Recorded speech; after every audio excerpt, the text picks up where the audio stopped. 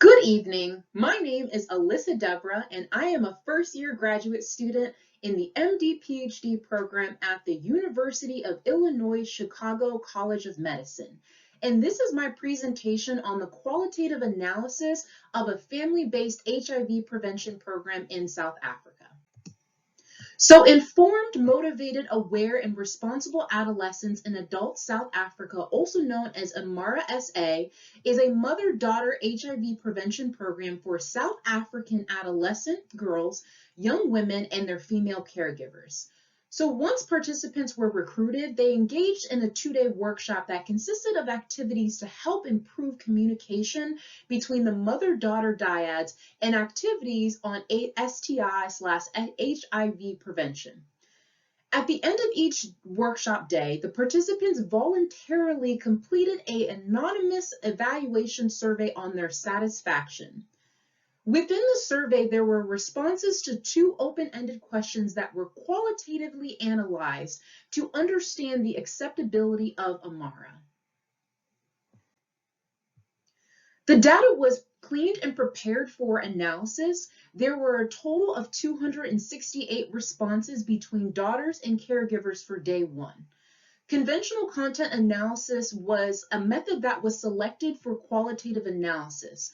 This is because no theoretical framework was chosen to guide this analysis. Additionally, this approach identifies themes and the numbers of participants who expressed similar ideas.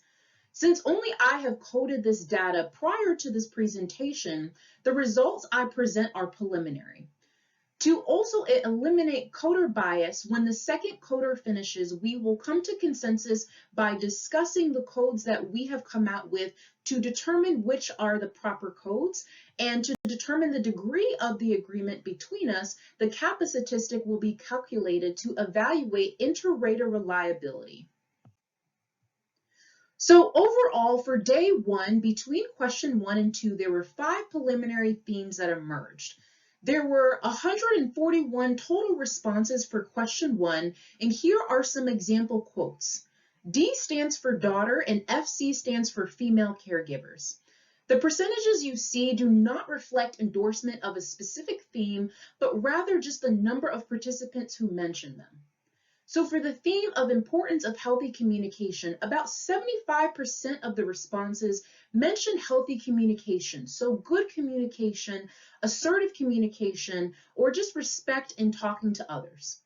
For the theme of importance of familial relationships, about 54% of the responses referred to learning about the importance of relationships between mothers and daughters. For the second question, there were 137 responses. The first theme, engage in IMARA again, emerged in about 33% of the responses, where participants expressed a desire to participate in IMARA again. There were a lot of positive comments about the program. Additionally, 27 of the responses indicated that IMARA required no improvements. The second theme, modifying the timing of program activities, 19% of the responses expressed either desire for more time during the session or better timing so that the group does not run out of time or the facilitators who deliver the sessions don't have to move too quickly. Finally, the third theme represented participants' desires for the group to respect and listen to one another more effectively and keep secrets confidential. And this theme emerged in 12% of the responses. In conclusion, there were 4 implications from the preliminary analysis. The first was the continuation on the learning and practicing communication styles, since the activities increased participants' confidence when expressing themselves to either their daughter or caregiver. The second was, since participants liked IMARA, creating a booster or refresher session could be offered to provide more learning opportunities.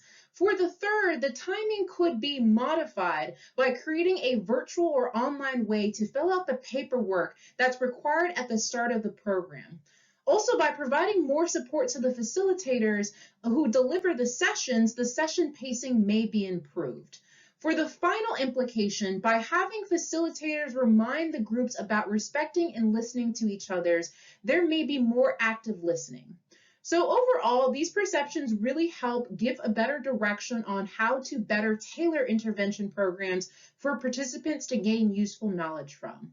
I want to thank you for taking the time to listen to this presentation, and if you have any questions, please feel free to email me at adebra2@uic.edu, and have a wonderful day.